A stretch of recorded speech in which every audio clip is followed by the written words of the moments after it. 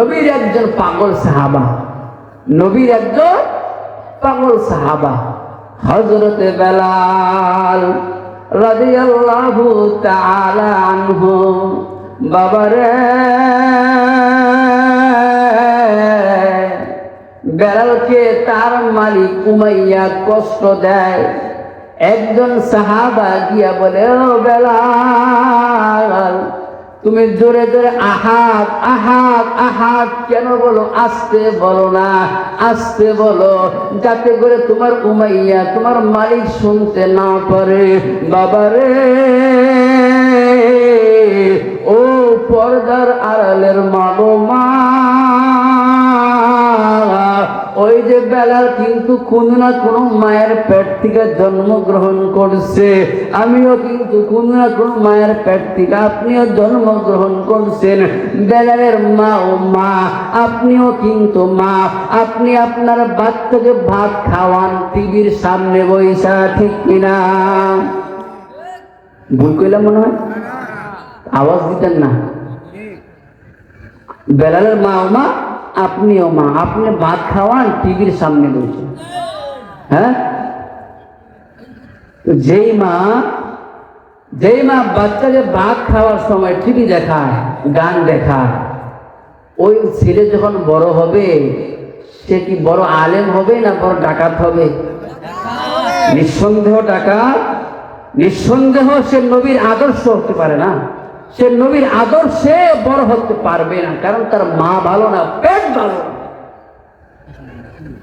তো বলতেছিলাম বাবা, হযরত বেলাল ওই সাহাবাকে লক্ষ্য করে বলে, আমি যখনই যত জোরে আহাদ আহাদ আহাদ বলি, আমার শরীর থেকে মনে হয় কষ্ট দূর হয়ে যায়।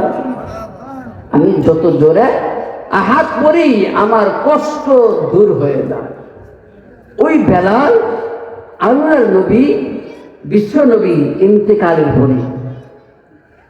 ইন্তেকালের পরে বেলাল বলে যে, না, যেই মসজিদের মধ্যে আমি ইকামত দেওয়ার পরে আল্লাহর নবী নামাজ পড়াইতেন, আজকে আমি ইকামত দিব, আযান দিব, নামাজ অন্য কেউ পড়াবে, এটা আমি বেলাল মানতে পারবো না।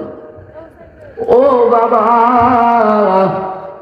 হযরত বেলাল রাদিয়াল্লাহু তাআলা আনহু নবীর দেশ ছাইরা দূরে চলে গেছে, কারণ নবী নাই। বেলাল বলে, আমি সহ্য করতে পারবো না। নবী এমন বড় এক আশিক ছিল বাবা, এই ওয়াকিয়া বলার শুরু করছি, এটা শেষ করা যাবে না। অর্থাৎ আমরা যখন বেলালের মতো আশিক হয়ে যাব, আমরা যখন বেলালের মতো পাগল একজন নবীর আশিক হব, যে আশিক কিনা সুন্নতবিহীন জীবন জিন্দেগি লাইফ পরিচালনা করতে পারে। আমার লাইফ চলবে নবীর আদর্শে, নবীর সুন্নত আমার নকল হবে, নবীকে আমি নকল করব, নবী কোন কোন সুন্নাহ পালন করতেন।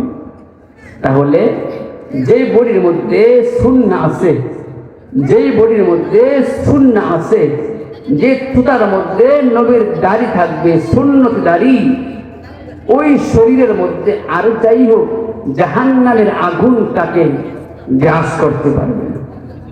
জাহান্নামের আগুন ওই বডিকে আগুনে জ্বলতে দিতে পারবে না, কারণ সুন্নতওয়ালার বডির দাম আছে, সুন্নতওয়ালা বডি বহু দাম, বহু দাম। আল্লাহ সুবহানাহু ওয়া তাআলা এই ইসলামী মহা সম্মেলনকে কবুল করুক, আমিন বলেন।